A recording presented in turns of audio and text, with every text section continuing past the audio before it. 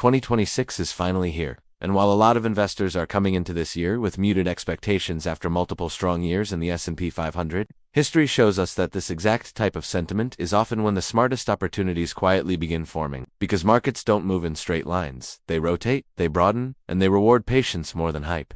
And while technology themes like AI and cybersecurity are still very much alive, I believe we're entering a phase where leadership starts to expand beyond just a handful of mega-cap names. And that's why today's video is designed for people who don't have time to analyze hundreds of individual stocks, but still want exposure to powerful long-term themes.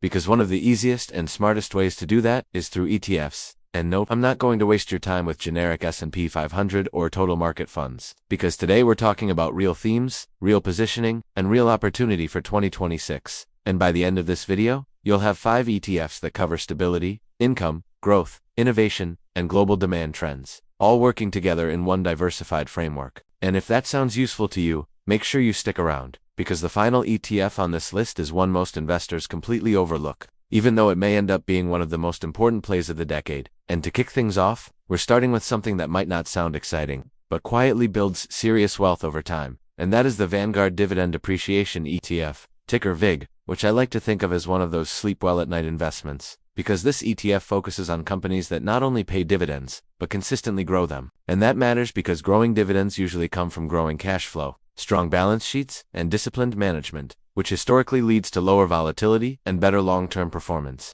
And right now, VIG manages over $100 billion in assets, which tells you that institutions and long-term investors trust this fund. And over the past year, it's performed roughly in line with the broader market, which is impressive considering it leans towards stability rather than speculation. And one of the biggest advantages of VIG is its ultra-low expense ratio of just 0.05%, meaning more of your returns stay in your pocket instead of going to fees. And sector-wise, it gives you a balanced mix, with meaningful exposure to technology without being over-concentrated, alongside financials, healthcare, industrials, and consumer staples, which creates a really nice foundation for a long-term portfolio. And when you look at its top holdings like Microsoft, Apple, Broadcom, JP Morgan, Visa, and Johnson & Johnson, you start to see a pattern: dominant companies, strong brands, pricing power, and consistent cash generation. And even though its dividend yield is modest at around 1.6%, what really matters here is the XE growth, because VIG's dividend has been increasing at roughly 10% annually over the past 5 years, and that kind of compounding adds up fast. And that's why I see VIG as more of a core foundation ETF, something you build around rather than trade in and out of.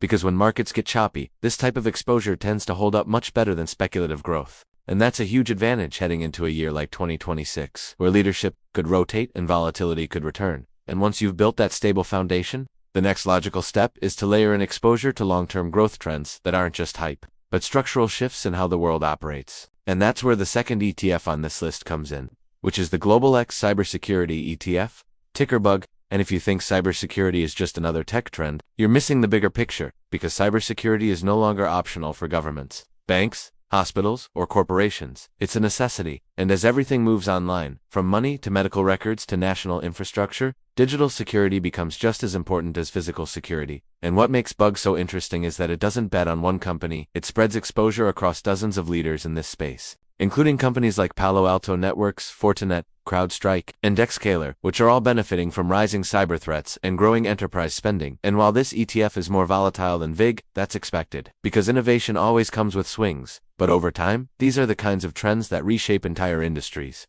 And as we move deeper into 2026, cybersecurity spending is expected to accelerate even further, making this one of the most important digital infrastructure plays available to everyday investors. And then we move into what might be the most exciting part of this portfolio, which is exposure to artificial intelligence. But not in a way that depends on picking the single winning company, because AI is not going to be owned by one name. It's going to be built across ecosystems, and that's why the third ETF, ticker RT, is so compelling, because it gives you diversified exposure to companies building AI tools, AI infrastructure, automation systems, and machine learning platforms. And while AI has already seen a lot of hype, the reality is that we are still in the early innings, and just like the internet in the late 90s, most of the real economic value hasn't even been created yet, and this ETF lets you participate in that transformation without needing to guess which single company will dominate, and what I like most about RD is that it blends both hardware and software exposure, meaning you're not just betting on applications, but on the underlying systems that make AI possible, which is where a lot of the long-term value tends to be built. And this is where most investors make a mistake. They chase what's already popular, instead of positioning themselves for what's quietly being built behind the scenes.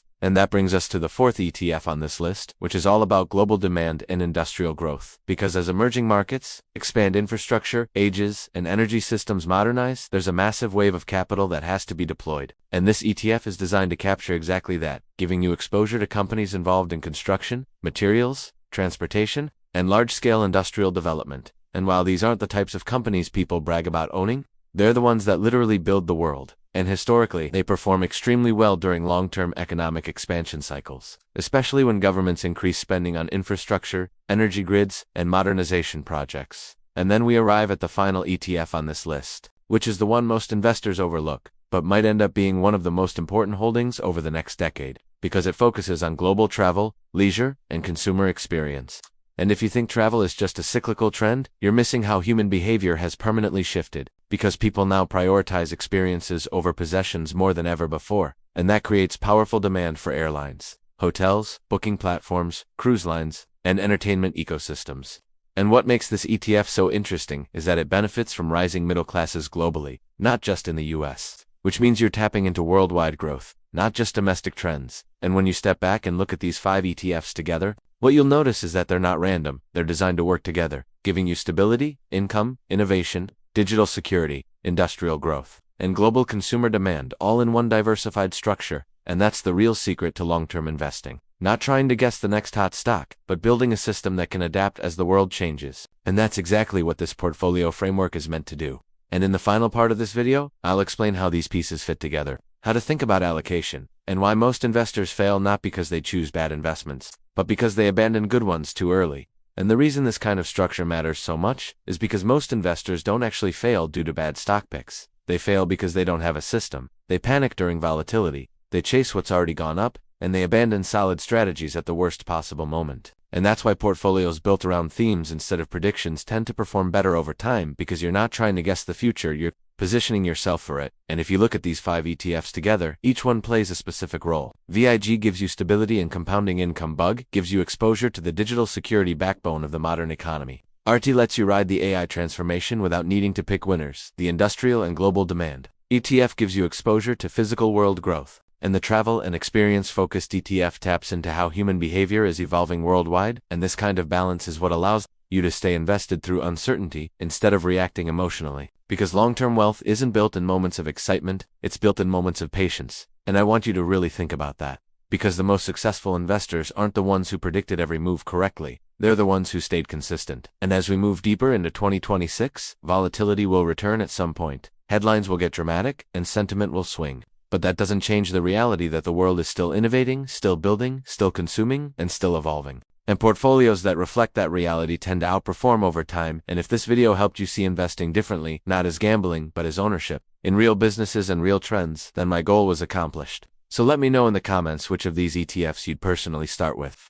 Make sure to like this video, subscribe for more long-term focused investing content. And remember, this video is for educational and informational purposes only. It is not financial advice, and you should always do your own research and consult with a qualified financial professional before making any investment decisions.